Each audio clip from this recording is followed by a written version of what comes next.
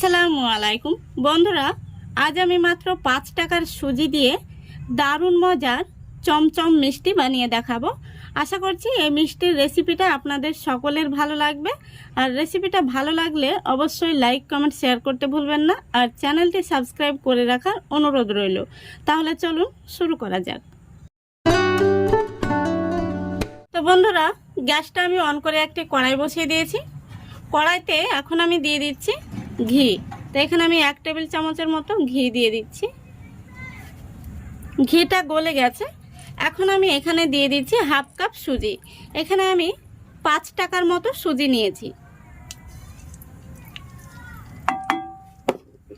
এবার সুজিটাকে আমি একদম লো ফ্লেমে 2 থেকে 3 মিনিট মতো হালকা করে ভেজে নেব।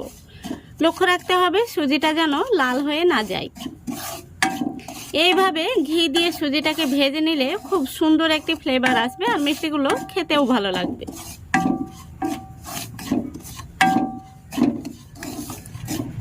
দেখুন বন্ধুরা, আমি এইভাবে 2 থেকে 3 মিনিট মতো হালকা করে সুজিটাকে ভেজে নিয়েছি। এখন আমি এর মধ্যে দিয়ে দিচ্ছি সামান্য পরিমাণে লবণ, আর দিয়ে দিচ্ছি 1/3 কাপ চিনি। তারপরে আমি আবারও 1 মিনিট মতো নাড়াচাড়া করে নিচ্ছি।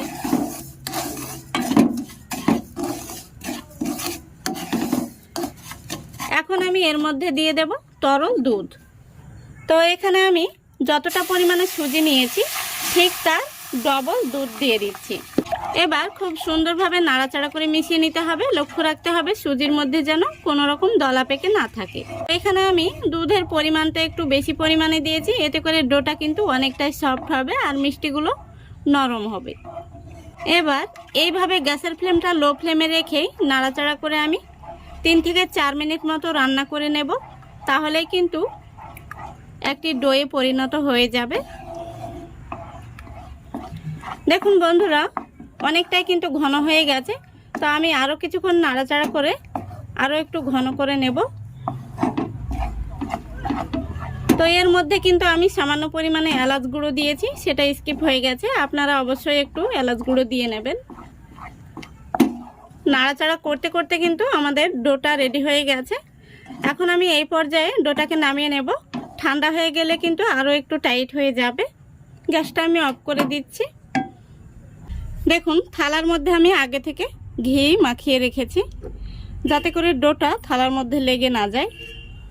এবার ডোটাকে আমি কিছুটা ঠান্ডা করে নেব। দেখুন, কিছুটা ঠান্ডা করে নিয়েছি। এখন আমি এর মধ্যে দিয়ে দিচ্ছি 2 চামচ গুঁড়ো দুধ। তারপরে হাতে একটু ঘি মেখে নিয়েছি। এখন আমি ডোটাকে খুব সুন্দর করে এই গুঁড়ো দুধের সঙ্গে মেখে নেব। দেখুন, আমি খুব সুন্দর করে ডোটাকে মেখে নিয়েছি, আর অনেকটাই কিন্তু সফট হয়েছে। এখন আমি হাতটাকে পরিষ্কার করে নেব, তারপরে চমচমের শেপ দিয়ে নেব। দেখুন, আমি হাতটা ধুয়ে পরিষ্কার করে নিয়েছি, আর হাতের মধ্যে সামান্য ঘি মেখে নিয়েছি। আর এখন আমি চমচমগুলো যে থালার মধ্যে আমি স্টিম হতে দেব, সেই থালার মধ্যে একটু ঘি মাখিয়ে নিয়েছি। তো এখন আমি কিছুটা মিশ্রণ হাতের মধ্যে নিয়ে চেপে চেপে এইভাবে মুট করে নিচ্ছি। তারপরে তালুর মধ্যে নিয়ে খুব সুন্দরভাবে গোল করে নিচ্ছি। প্রথমে এইভাবে গোল করে নিতে হবে, তারপরে আমি একটু এইভাবে লম্বা করে নিচ্ছি। দেখুন একটি চমচম কিন্তু রেডি হয়ে গেছে, আর দেখতে কত সুন্দর হয়েছে। কোনো রকম কিন্তু ফাটল নেই। আমি আরও একটি চমচম তৈরি করে আপনাদের দেখিয়ে দিচ্ছি। তালুর মধ্যে নিয়ে খুব সুন্দরভাবে গোল করে নিতে হবে, যেন এই মিষ্টির মধ্যে কোনো রকম ফাটল না থাকে, সেদিকে লক্ষ্য রাখতে হবে।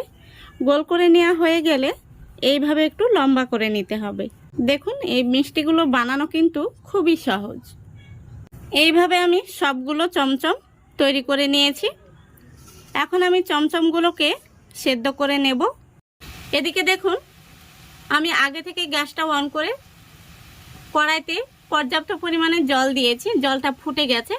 এখন আমি এই চমচমের মিষ্টির থালাটা বসিয়ে দিলাম। তারপরে একটি ঢাকনা দিয়ে দিচ্ছি।